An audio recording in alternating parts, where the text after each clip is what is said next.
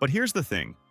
Ergonomy science has cracked the code on sleeping in these torture devices, and I'm about to spill all their secrets. The seat selection game is where most people fail miserably. Everyone fights over window seats thinking they're getting the premium sleeping experience, but ergonomy experts know better. Sure, you get that wall to lean against, but you're also trapped when your bladder decides it's time for a midnight adventure. The real pros? They grab aisle seats in specific locations that most passengers completely ignore. Here's what the airlines won't tell you. Seats near the middle of the plane experience less turbulence than those over the wings or at the back. Physics, people. The plane pivots around its center of gravity, so you're getting a smoother ride in rows 15 to 20 on most aircraft. Combine that with an aisle seat, and you've got mobility plus stability. Genius-level planning right there. But let's talk about the elephant in the room, your pre-flight routine. Most people stumble onto planes after chugging coffee and scarfing down airport fast food, then wonder why they can't sleep. Ergonomy experts start preparing their bodies 24 hours before takeoff. They gradually shift their sleep schedule, avoid caffeine after 2 p.m. the day before, and eat light, protein-rich meals that won't cause digestive chaos at 35,000 feet. Comment below. What's your biggest airplane sleep struggle? The cramped space or the noise? Now for the gear that actually works, not the overpriced garbage they sell in airport shops. Traditional U-shaped neck pillows are basically useless. They push your head forward into an unnatural position that guarantees neck pain. The ergonomy breakthrough? Pillows that support your head from the side. The turtle pillow looks weird, but actually keeps your cervical spine aligned, while the 𝐾𝐽 evolution has adjustable toggles that prevent your head from falling forward. Here's where it gets interesting. Most people completely ignore their feet, but your lower body position affects your entire sleep quality. Compression socks aren't just for preventing blood clots. They actually improve circulation enough to reduce the restless leg syndrome that keeps you tossing and turning. Physics gear makes ones that don't look like medical equipment.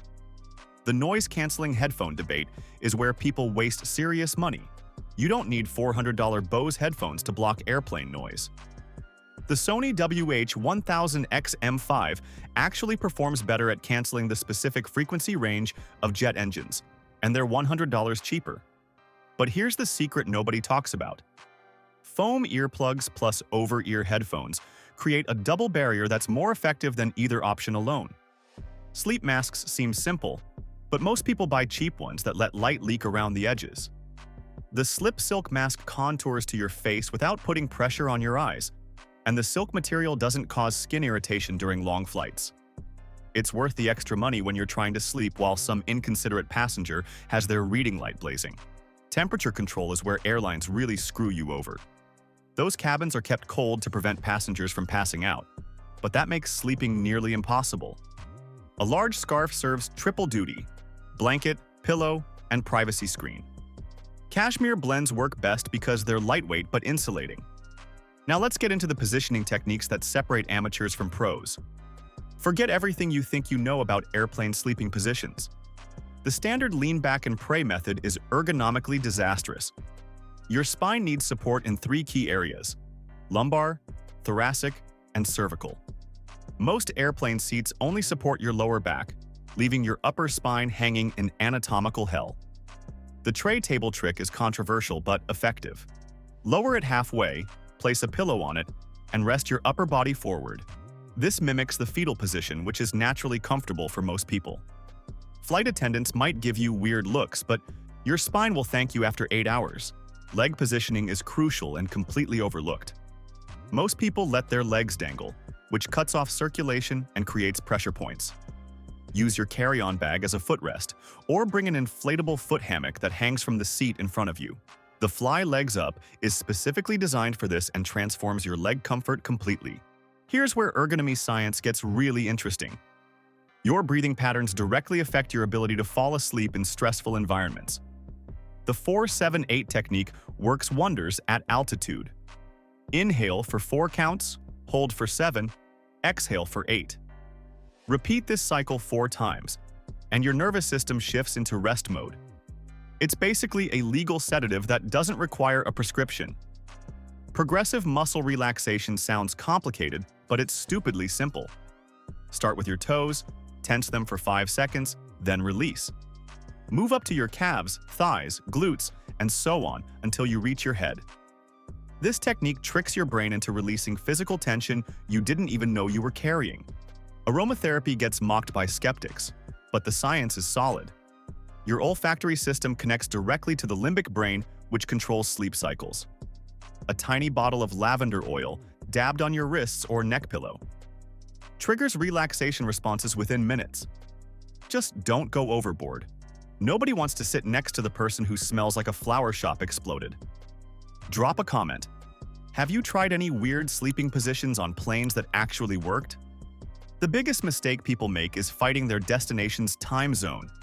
Your circadian rhythm is controlled by light exposure, not willpower. As soon as you board, set your watch to destination time and start living on that schedule. If it's nighttime where you're going, start your sleep routine immediately. If it's daytime, force yourself to stay awake no matter how tired you feel. Hydration is tricky because you don't want to spend half the flight in bathroom lines, but dehydration makes quality sleep impossible. The solution? Drink water consistently in small sips rather than chugging big amounts. Your kidneys can process steady hydration without triggering frequent bathroom emergencies. Airlines pump dry air through the cabin to save money on fuel for humidity systems. This dehydration affects your sleep quality more than most people realize.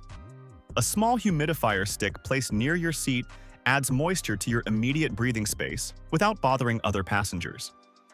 The food timing strategy is where most travelers completely sabotage themselves. Eating heavy meals before or during flights spikes your blood sugar, then crashes it, creating energy fluctuations that prevent deep sleep. Instead, eat your main meal 3 to 4 hours before boarding, then stick to light snacks during the flight. Technology can be your friend or enemy depending on how you use it. Blue light from screens destroys melatonin production, but sleep apps with brown noise or binaural beats can actually enhance sleep quality. Download these before your flight because airplane Wi-Fi is usually too slow for streaming. The psychological aspect is huge and completely underestimated. Most people approach airplane sleep with anxiety and frustration, which guarantees failure. Instead, reframe the experience as a forced rest period where you have zero responsibilities. No emails to answer, no calls to take, no errands to run. It's actually a luxury when you think about it correctly. Here's the brutal truth about airplane sleep. It's never going to feel like your bed at home, and accepting that reality is the first step towards success. The goal isn't perfect sleep, it's functional rest that leaves you somewhat human when you land. Lower your expectations and you'll exceed them more often. The return on investment for good airplane sleep is massive. Arriving at your destination rested means you don't waste the first day of your trip recovering. You save money on hotels because you're not desperate to crash immediately. You make better decisions because you're not operating on fumes. It's worth investing in the right gear and techniques. These ergonomy secrets transform airplane torture into actual rest. Your next flight doesn't have to leave you looking like a zombie. Which technique will you try first? The tray table position or the breathing method? Smash that like button and subscribe for more travel hacks that actually work.